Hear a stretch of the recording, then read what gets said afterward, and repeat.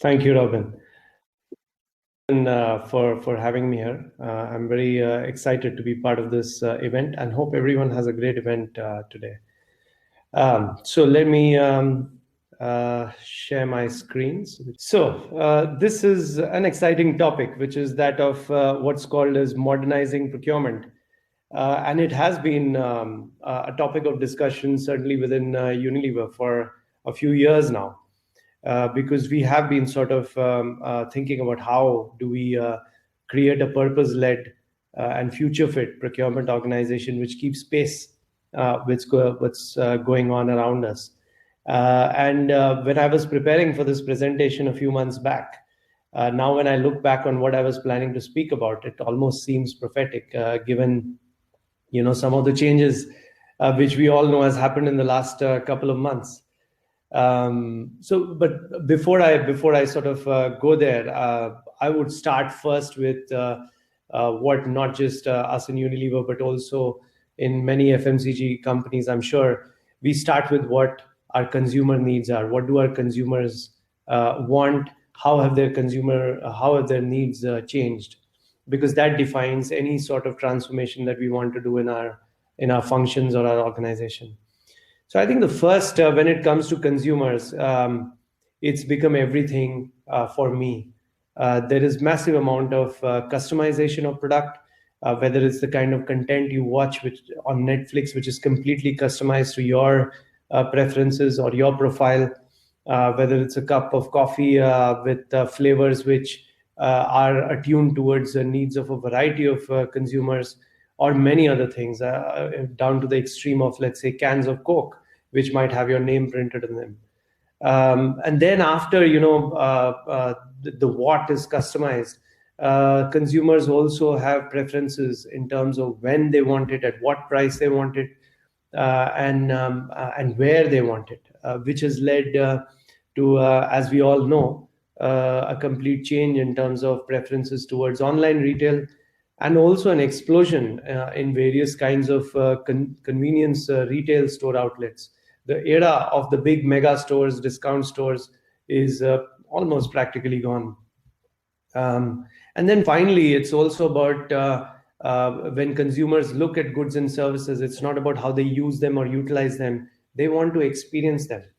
And they want that experience to be something which matches their profile, which almost identifies who they are. So those are some of the changes that we have been dealing with, and the changes are extremely fast. And I would say when COVID has happened, I wouldn't say that any new trends have emerged, but much of what I'm mentioning here has probably got amplified. So people are far more conscious of what's in terms of needs prioritized for them. They would focus only on that and probably give up the rest, which has seen a huge jump in some of the consumer categories around home and hygiene or snacking foods. But also people have moved to contactless deliveries. Online retail is on a complete upswing. Those business divisions which were working with online as part of their distribution networks are really going through the roof. So in my view, I think what COVID has done, it has basically amplified the change that we see around us. And the need for speed has now been like never before.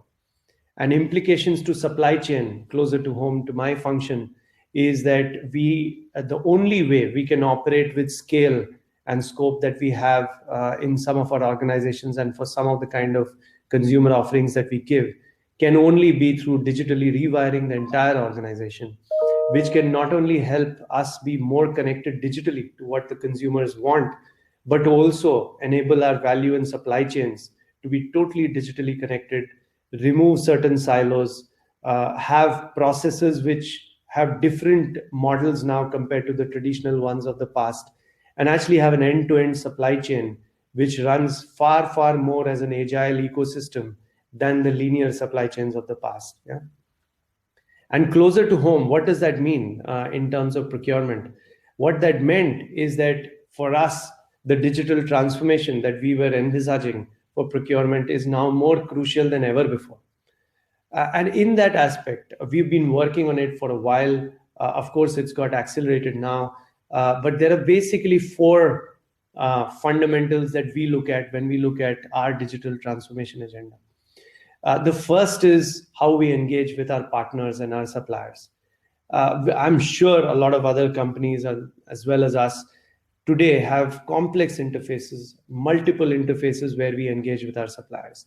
These not only make the process slow, but they also not aid a lot of other deliveries which could come from our suppliers, be it in innovations, be it cost optimization opportunities. So that's the first aspect which has got to be sorted.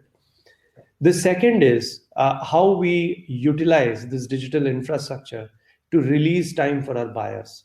Because on the one hand, if we have to make our interfaces with suppliers much more agile, our buyers also need to get far more agile and far more efficient than what they are today. And that can only happen with them having access to a very digitally connected process-based supply chain, but also having access to data, insights, and analytics. And that leads to the third bucket, which is that of incremental value, which is what we are going after. And by value, I don't just mean the cost side of things, but value in its entirety, whether it's cost, service, quality, innovation. And we, through this mechanism of insights and data-based analytics, we need to identify our next S curves, and next S curves pretty fast, given the change that is going around us. And finally, the fourth driver is what underpins our purpose in Unilever, which is around sustainability. And one of the things that we have learned, I would say in the last 10 years of experience of running the Unilever Sustainable Living Plan, is that it's key to have traceability. And for that, we need a digital infrastructure which connects us not just internally, but outside with our ecosystem of thousands and millions of smallholder farmers, or the people whose livelihood we want to impact favorably. And therefore, it forms a key requirement in how we operate on our sourcing, on our sustainable sourcing, to have a digital infrastructure which enables traceability. Yeah. So those would be the four fundamentals, but I would say that the last 2 months of COVID have acted as a catalyst, and many of those programs and work streams that we had identified and were working on, we have had to accelerate for us to manage to keep up with the change that is now required in the new world we are in. And it's not just some of the content-based transformation that we have done, but it's also we as a team have had to reskill ourselves in terms of our ways of working. The future of work now could be very different from what it has been in the past. We have been out of office, working from home for the last 8 to 10 weeks. I've been involved in this from when the issues started in China.